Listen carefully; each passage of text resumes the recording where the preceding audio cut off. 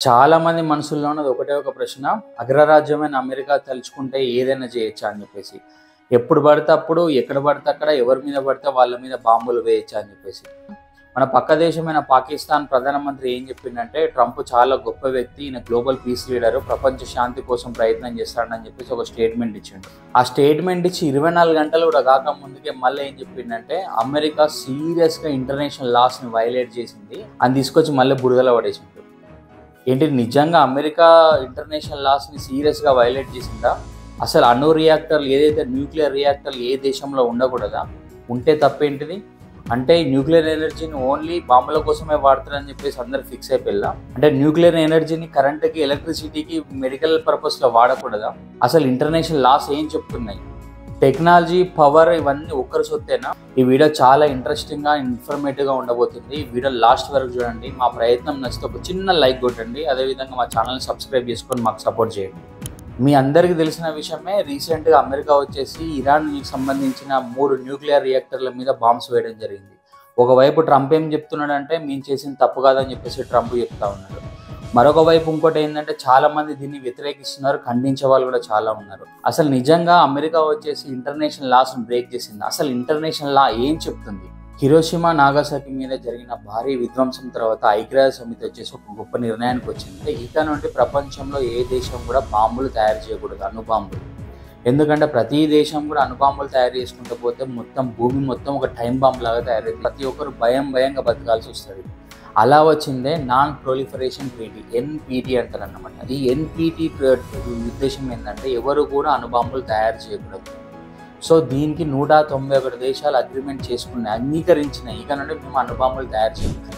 ఏంటా ఒప్పందం అంటే, ప్రపంచంలో ఏ దేశం కూడా ఇక నుండి అణుబాంబులను తయారు చేయకూడదు ఒకటి. కానీ ఏవైతే ఆల్రెడీ తయారు చేసుకున్న 5 దేశాలను అవి మాత్రం తయారు చేసుకోవచ్చు. నిషేధం ఉంది ప్రతి ఒక్క కంట్రీ మీద, కానీ నిషేధం అంటే పూర్తిగా నిషేధించలేదు. కానీ ఈ న్యూక్లియర్ ఎనర్జీ ఏదైతే ఉందో దాన్ని ఫెయిర్ యూజ్గా వాడుకోవచ్చు అనమాట. ఏంటా ఫెయిర్ యూజ్? ఫెయిర్ యూజ్ అంటే ఏంటంటే, ఈ న్యూక్లియర్ ఎనర్జీని వచ్చేసి ప్రజా ప్రయోజనాల కోసం ఎలక్ట్రిసిటీ పరంగా వాడుకోవచ్చు. అదేవిధంగా క్యాన్సర్ ట్రీట్మెంట్లో కూడా న్యూక్లియర్ ఎనర్జీని వాడతారు. కొంతమంది అంతరిక్షంలో ఉండే శాటిలైట్లకు కూడా వాడుతూ ఉంటారు అన్నమాట nuclear energy. Non proliferation treaty, NPT కింద ఐక్యరాజ్య సమితికి ఒక ఏజెన్సీ ఉందన్నమాట. ఆ ఏజెన్సీని వచ్చేసి IAEA అంటారు అనమాట. ఇంటర్నేషనల్ అటామిక్ ఎనర్జీ ఏజెన్సీ అంటారు. ఈ ఇంటర్నేషనల్ అటామిక్ ఎనర్జీ ఏజెన్సీ ఏం చేస్తుందంటే, ఫెయిర్ యూజ్ చేసుకున్న వాళ్ళని ఫెయిర్గా చేసుకోవడానికి పర్మిషన్ అనేది ఇస్తారు అనమాట. అంటే ఫెయిర్ యూజ్ అంటే ఏంటి? ఫర్ ఎగ్జాంపుల్, ఇప్పుడు మా దేశం ఉంది, మా దేశం ఈ న్యూక్లియర్ ఎనర్జీని ఎలక్ట్రిసిటీ కోసం వాడదాం అనుకుంటున్నాం, లేదా ఒక మెడికల్ పర్పస్ కోసం వాడదాం అనుకుంటున్నాం. It's a fair use. So అప్పుడు ఏం చేయాలంటే, ఆ కంట్రీ ఆ ఏదైతే ఫెసిలిటీ పెట్టుకుంటుందో, ఒక ఫెసిలిటీ సెంటర్ని నిర్మించుకుంటుందో, దాని GPS కోఆర్డినేట్లు ఫెసిలిటీ సెంటర్లు ఎక్కడెక్కడ దేశంలో ఉన్నాయి, భూగర్భంలో ఉన్నాయా లేకపోతే ఏ ప్లేసెస్లో ఉన్నాయని చెప్పేసి మొత్తం GPS కోఆర్డినేట్లు IAEA వాళ్ళకి ఇవ్వాలి. So fair and transparent. రెండవ కండిషన్, లోపల ఏం జరుగుతుందని చెప్పేసి CCTV కెమెరా ఫుటేజ్ మొత్తం వాళ్ళకి ఇవ్వాలి, IAEA వాళ్ళకి. ఎందుకంటే లోపల ఒకవేళ బాంబు తయారు చేసే ఫెసిలిటీ కింద. మూడోది, each and every gram uranium use చేసినా లేకపోతే ఇంకేదైనా న్యూక్లియర్ సంబంధించిన మెటీరియల్ యూజ్ చేసినా కానీ దానికి ఆడిటింగ్ చేయించాలి. ఎందుకంటే 1 గ్రాము యురేనియం తోటి దగ్గర ఒక అపార్ట్మెంట్ని లేపేసి ఇచ్చానమాట. అందుకే బ్లాక్ మార్కెట్లో ఏం జరుగుతుందంటే, కొంతమంది స్మగ్లింగ్ చేస్తూ ఉంటారు. 2 గ్రాములు, 3 గ్రాములు, 10 గ్రాములు అట్లా ఒక 25 కేజీలు వచ్చే వరకు స్మగ్లింగ్ చేసి దాంతో డర్టీ బాంబ్స్ తయారు చేస్తూ ఉంటారు బ్లాక్ మార్కెట్లో. కాబట్టి ఏంటంటే, 1 గ్రాము యురేనియం కూడా వాడినా కానీ దానికి సంబంధించిన ఆడిటింగ్ ఇవ్వాలన్నమాట. ఎట్లా ఆడిటింగ్లు ఎట్లా తెలుస్తుంది అంటే, ప్రతి యురేనియంకి ఏముంటుందంటే ఒక ఫోరెన్సిక్ సైన్స్ ఉంటుంది. ఫోరెన్సిక్ సైన్స్ ద్వారా దాని పూర్వత్వాలు తెలుస్తుంది. అది ఎక్కడికి వెళ్ళి తీసుకొచ్చింది, ఏ ఫెసిలిటీ సెంటర్లో తీసుకొచ్చింది అని చెప్పేసి క్లియర్గా ఇన్ఫర్మేషన్ అనేది ఫోరెన్సిక్ సైన్స్ ద్వారా తెలుస్తుంది. సో ప్రతి ఒక్క దేశం ఏంటంటే, ప్రతి ఈచ్ అండ్ ఎవ్రీ గ్రామ్కి ఆడిటింగ్ అనేది చేసుకోవాలి. అదేవిధంగా ఏ సమయంలో ఎప్పుడైనా ఈ IAEA అధికారులకు డౌట్ వచ్చినా లేదా రెగ్యులర్గా ఎప్పుడంటే అప్పుడు వచ్చి వాళ్ళు ఇన్స్పెక్షన్ చేసుకోవచ్చు. వాళ్ళకి ఫుల్ యాక్సెస్ ఇవ్వాలన్నమాట. ఇది ఫెయిర్ యూజ్ కిందకి వస్తుంది అన్నమాట. సో NPT కింద ఎవరెవరైతే 191 దేశాలు అగ్రిమెంట్ చేసుకున్నా వాళ్ళకి ఈ రూల్స్ అన్నీ పాటిస్తాయి. మరి ఇరాన్ సంగతి ఏంటి? ఇరాన్ కూడా NPTలో వచ్చేసి తీసుకుంది, సభ్యత్వం తీసుకున్నది. 191 దేశాలలో ఇరాన్ కూడా ఉంది. ఇరాన్ 1968వ సంవత్సరంలోని అగ్రిమెంట్లోకి వచ్చింది. ఇన్ రీసెంట్ టైమ్స్ ఇరాన్ మీద ఉన్న అభియోగాలు ఏంటంటే, వీళ్ళు సీక్రెట్గా ఏదో చేస్తున్నారు, ట్రాన్స్పరెన్సీ లేదు, చాలా వరకు ఐఏఈ అధికారులకి యాక్సెస్ ఇవ్వట్లేదు, ఎక్కడో ఏదో జరుగుతుందని చెప్పేసి చాలా రకాల ఇన్ఫర్మేషన్ బయటికి రావడం జరిగింది. అదేవిధంగా ఇంటెలిజెన్స్ ఇన్ఫర్మేషన్ అయితే ఉంది. ఏంటా ఇంటెలిజెన్స్ ఇన్ఫర్మేషన్ అంటే మొసాద్ కావచ్చు, రా కావచ్చు, అదేవిధంగా సిఏఏ కావచ్చు, వీళ్ళందరికీ ఒక ప్రాపర్ ఇన్ఫర్మేషన్ అయితే ఉంది.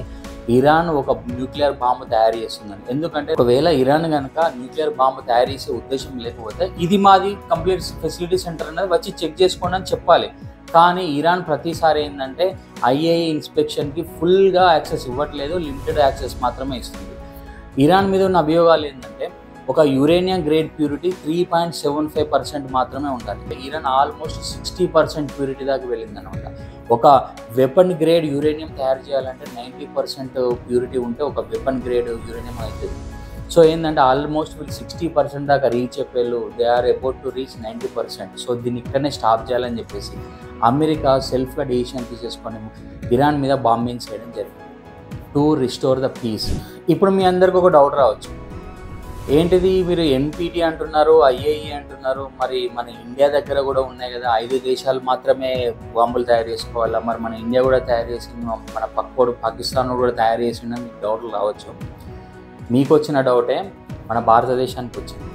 ఏంటి హిపోక్రసీ, ఈ 5 దేశాలు మాత్రమే తయారు చేసుకోవాలా, మనం ఎందుకు తయారు చేసుకోవద్దని చెప్పేసి ఇండియా ఎన్పిటి అగ్రిమెంట్లో సంతకం చేయలేదు. మనం ఆ అగ్రిమెంట్లో లేనేలేదు. మనల్ని చూసి మన పాకిస్తాన్ కూడా అదే ఫాలో అయింది. పాకిస్తాన్ కూడా అగ్రిమెంట్లో లేదు.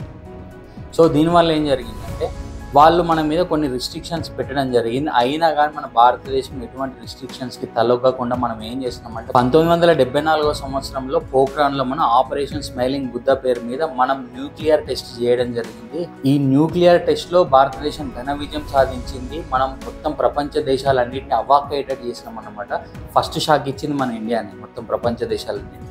మనం క్లియర్ మెసేజ్ ఇవ్వడం జరిగింది ప్రపంచ దేశాలకి, India is not at all a small country, we are very strong country అని చెప్పేసి మనం 1974లో వాళ్ళకి మెసేజ్ ఇచ్చినాం. అదేవిధంగా 1998 సంవత్సరం మనం వాజ్పేయి గారి హయాంలో ఏం చేసినామంటే అదే పోఖ్రాన్లో వచ్చేసి ఆపరేషన్ శక్తి అనే పేరు మీద మనం army grade, military grade uranium తీసుకొని వచ్చి మనం ఏం చేసినామంటే ఆల్మోస్ట్ మనం టెస్టులు చేయడం జరిగింది. న్యూక్లియర్ టెస్ట్లో 100% మనం సక్సెస్ అయినాము. మనం ప్రపంచ దేశాలకు గల్లెగిరేసి ఏం చెప్పినామంటే India is a nuclear state అని చెప్పేసి మనము గర్వంగా చెప్పుకోవడం జరిగింది. అదేవిధంగా ఎవరు పడితే వాళ్ళు బాంబులు తయారు చేసుకోవద్దు కదా. సో ఏం చేసిందంటే ప్రపంచ దేశాలని మన ఇండియా మీద 1974లో శాంక్షన్స్ విధించింది, 1998లో కూడా శాంక్షన్స్ విధించడం జరిగింది. 1974 సంవత్సరంలో ఆపరేషన్ స్మైలింగ్ బుద్ధ అయిపోయిన తర్వాత అప్పట్లో పాకిస్తాన్ ప్రధానమంత్రి జుల్ఫికర్ భుట్టో ఏం స్టేట్మెంట్ ఇచ్చిండో మీ అందరికీ ఐడియా ఉన్నది కదా. పాకిస్తాన్ అన్నం లేకపోయినా గడ్డి తింటుంది కానీ మాకు మాత్రం న్యూక్లియర్ ఎనర్జీ కావాలని చెప్పేసి క్లియర్గా స్టేట్మెంట్ ఇవ్వడం జరిగింది. అదే స్టేట్మెంట్ మీద నిల్చొని పాకిస్తాన్ ఏం చేసిందంటే ఏక్యూ ఖాన్ అనే ఒక సైంటిస్ట్ తోటి కలిసి అదే సీక్రెట్గా చైనాతో కుమ్మక్కై వీళ్ళు కూడా న్యూక్లియర్ టెస్ట్ చేసిళ్ళు. ఎప్పుడు చేసిళ్ళు అంటే కరెక్ట్గా ఎగ్జాక్ట్గా 1998లో మన ఆపరేషన్ శక్తి జరిగిన నెలలోనే వీళ్ళు కూడా న్యూక్లియర్ టెస్ట్ చేసి వీళ్ళు కూడా డిక్లేర్ చేసుకున్నారు Pakistan also have nuclear energy అని చెప్పేసి. ఇవన్నీ వీటి వల్ల ఏమైందంటే ప్రపంచ దేశాలలో చాలా వరకు పెనుమార్పులు అనేవి జరిగినాయి. ఇప్పటి వరకు 5 దేశాలతో పాటు ఇండియా ఉన్న పాకిస్తాన్ కూడా అదే లిస్ట్లో జాయిన్ అయిపోయాయి. ఇవి జాయిన్ అయిన తర్వాత ఇంకొక డేంజరస్ గేమ్ ఆడింది ఎవరంటే నార్త్ కొరియా ఒక డేంజరస్ గేమ్ ఆడింది. ఈ నార్త్ కొరియా వచ్చేసి ఎన్పిటిలో ఉంది, ఆల్రెడీ అగ్రిమెంట్ చేసుకున్న 191 దేశాలలో ఉన్నదప్పుడు. తర్వాత ఏం చేసిందంటే 2003 సంవత్సరంలో ఎన్పిటి ట్రీటీని బ్రేక్ చేసుకొని బయటకు వచ్చేసింది. ఇట్లా బయటికి రావడం వల్ల ప్రపంచ దేశాలు అన్ని ఘోరమైన శాంక్షన్లు విధించిల్లో. మీకు తెలుసు, ఒకవేళ ఏదైనా దేశం మీద ఆర్థిక పరంగా ఏమైనా శాంక్షన్స్ విధిస్తే ఖచ్చితంగా కంట్రీ ఎకనామీ అనేది పడిపోతుంది. కానీ north Korea single point agenda, మా దేశ ప్రజలు సావని ఏమన్నా కానీ తిండికి లేకపోని ఎంత దరిద్రమైన బతుకని మాకు కావాల్సింది న్యూక్లియర్ ఎనర్జీ ఉంటేనే మా దేశం అనేది ప్రొటెక్షన్లో ఉంటుంది. న్యూక్లియర్ వెపన్స్ ఉంటేనే మేము చెప్పినట్టు వింటారు, లేకపోతే మమ్మల్ని ఎప్పటికప్పుడు స్మాష్ చేస్తారని చెప్పేసి నార్త్ కొరియా నమ్మింది. నార్త్ కొరియా ఏం చేసిందంటే 2006లో వచ్చేసి న్యూక్లియర్ టెస్ట్ చేయడం జరిగింది. న్యూక్లియర్ టెస్ట్లో నార్త్ కొరియా కూడా పాస్ అయింది. కాకపోతే ఏంటంటే నార్త్ కొరియాకి హెల్ప్ చేసింది పాకిస్తాన్, చైనా ఉన్న రష్యా. అయితే ఇండియాకి, పాకిస్తాన్కి, నార్త్ కొరియాకు ఉన్న తేడా ఏంటంటే ఇండియా చాలా బాధ్యతాయుతమైన దేశం అన్నమాట. సో ఇండియా ఏం చేసిందంటే 2005 సంవత్సరంలో అమెరికాతో అగ్రిమెంట్ చేసుకుంది, న్యూక్లియర్ డీల్ చేసుకుంది అనమాట. ఈ అమెరికాతో న్యూక్లియర్ ఒప్పందం ఏంటంటే మన ఇండియా ఏం చేసిందంటే మన దేశంలో ఉన్న అన్ని న్యూక్లియర్ ఫెసిలిటీ సెంటర్స్ యొక్క ఇన్ఫర్మేషన్ అనేది అమెరికాకి ఇవ్వడం జరిగింది. వీఆర్ ట్రాన్స్పరెంట్, వీఆర్ రెస్పాన్సిబుల్, మేము ఎవరు టెర్రరిస్టులకు మేము సపోర్ట్ చేయము అని క్లియర్గా మనము ఆ ఒప్పందం చేసుకోవడం జరిగింది. అదేవిధంగా రియాక్టర్లు 2 రకాల రియాక్టర్లు ఉంటాయి. ఒకటేమో మిలిటరీ గ్రేడ్ రియాక్టర్స్, ఒకటేమో సివిల్ గ్రేడ్ రియాక్టర్స్ అనమాట. ఈ మిలిటరీ గ్రేడ్ రియాక్టర్స్ని సపరేట్ చేసింది, సివిల్ గ్రేడ్ రియాక్టర్లను సపరేట్ చేసింది. కానీ ఇప్పటి వరకు పాకిస్తాన్, నార్త్ కొరియాలో ఎక్కడెక్కడ ఫెసిలిటీ సెంటర్స్ ఉన్నాయని చెప్పేసి ఇంతవరకు ప్రపంచ దేశాలకు తెలియకుండా వాళ్ళు సీక్రెట్గా మేనేజ్ చేసుకుంటూ పోతున్నారు అన్నమాట. ఇప్పుడు ఇరాన్ చేసింది కూడా ఇది. ఇరాన్ కూడా ఏం చేసిందంటే ఇరాన్ వచ్చేసి ఆ ట్రీటీలో ఉన్న 191 దేశాలలో ఉండి కూడా కంప్లీట్ ఇన్ఫర్మేషన్ ట్రాన్స్పరెంట్గా ఇవ్వట్లేదు అనేది ఒక పెద్ద ప్రాబ్లం అయిపోయింది. 1979 సంవత్సరంలో ఇండియన్ ఓషన్లో పెద్ద ఫ్లాష్ వచ్చింది, ఒక పెద్ద పేలుడు సంభవించింది. ఈ మొత్తం ఘట్టాన్ని శాటిలైట్స్ పసిగట్టినా కానీ ఎవరు ఏం చేయలేకపోయారు.